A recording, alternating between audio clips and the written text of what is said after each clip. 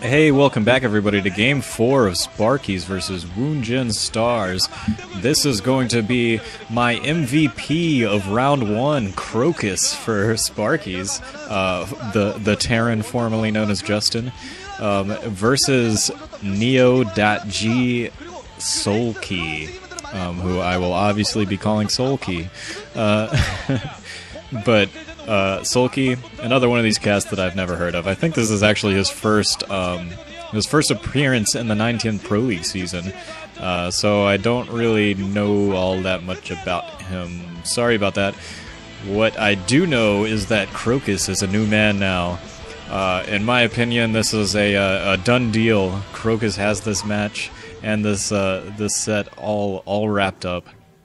He is an undefeated 2-0 this season, and in his most recent match, he beat Calm. That's right, he beat him. And he played very aggressively, so Soulkey, another Zerg, you know, he's definitely going to have to do some things right. CrocuS is not going to give it away too easily. Anyways, CrocuS there, aka Justin, if you prefer still for some unknown reason, is going to be the Teal Terran in the southwest position, and Soulkey will be the red Zerg in the southeast position, and this is on Neo Tornado. And let me try to look up real quick what I was going to say about Neo Tornado, because I forgot to, you know, really take a look at it. I haven't seen it yet this season, but I don't really think that there's going to be anything too particularly drastic on this. It looks like, yeah, okay, so the main difference is that they have, you know, outside of the main base, outside the natural expansion, there's that funny little hill that has a wide ramp on one side near the natural expansion and a narrow ramp on the other side. That narrow ramp has been widened a little bit and has a neutral building on it so that it can be widened even further. So that's the main difference. What I don't know if it's going to really make too big of a difference in this matchup, a Terran versus Zerg. When I read about that, I particularly thought it was going to be better for Protoss, mainly because they can get Dragoons around. Those narrow choke points can be really tough for Dragoon armies. Right off the top of my head, not sure if it's going to affect a Terran versus Zerg all that much. It looks like both players are scouting in the correct direction. Soulkey sent his Overlord over there. He's going to see that first barracks going down, and he's going to get a great scout out. CrocuS has sent out his SCV scout, and he has spotted a 12 hatchery, it looks like, from Soulkey. So Soulkey going for some early economy, and CrocuS should be in pretty good position to get up some more barrackses. I don't know what I guess the plural of barracks is just barracks. I guess it's a plural word anyways, really. I don't know if there's a single barrack. Not sure about that. I'll have to look it up. But since he hasn't started building any gas right now, I think he probably will just be going for a medic and marine type build, and he actually goes in one barracks fast expand. So he's going to be trying to keep a little bit of an economic lead against Soulkey early on. Soulkey's spawning pool is finally finished, but so far hasn't produced any Zerglings. Maybe 2 Zerglings being built right now, maybe another couple at that natural expansion, but I think he's just going to drone up and solidify his economy. I think both players are probably just going to be, you know, waiting for Mutalisks, I suppose, is the way this goes.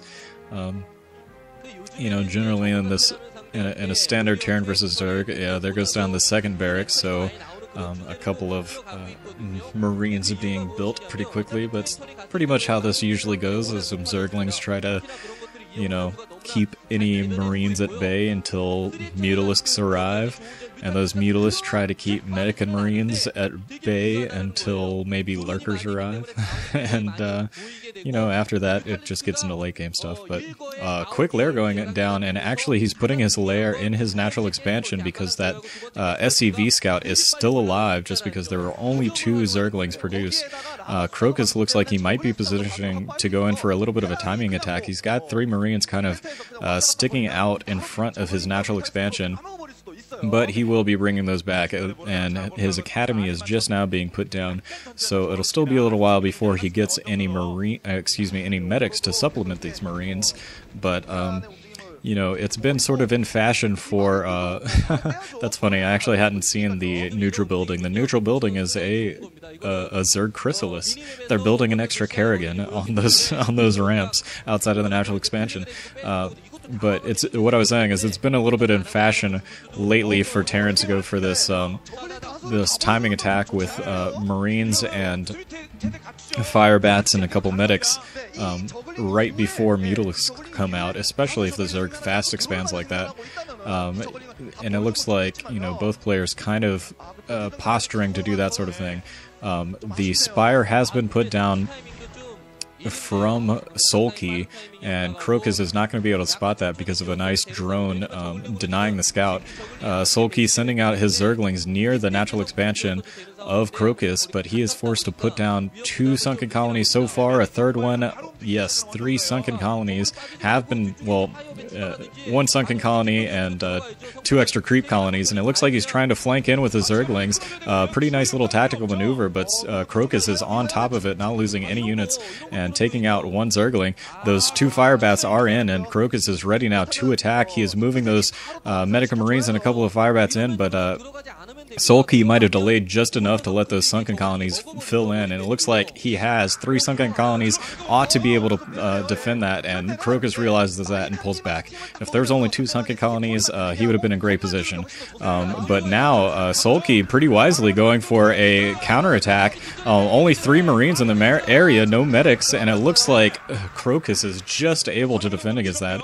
His last medic and his 1 supplementary, his last Marine and his 1 supplementary Marine, clearing out those, clearing out the last of those Zerglings. Excuse me. Whew. I've been yeah. You know, like I said before, I'm down at my parents' house in North Carolina. In the last set, I mentioned this, so that's why my videos are a little bit different right now. It's just because I'm trying to keep things simple. But yeah, that last set was just so hard for me to actually finish because I can never find enough free time to do a bunch of games consistently. So now I'm pretty happy that I've finally gotten a little bit of time to... I've just been going straight through the set so far, so uninterrupted casting is definitely a good thing. I feel like I've gotten more into my flow a little bit, so hopefully good things all around, except for now I'm starting to get a little tired, but that's okay. Anyways, CrocuS has sent his couple of Fire Bats around the map to try to deny some expansions, but it looks like both of them have been taken out by those Mutalisks, so he will not be able to stop the 3rd expansion from going up, although he does know where it's going to be, up in the northwest, or excuse me, the northeast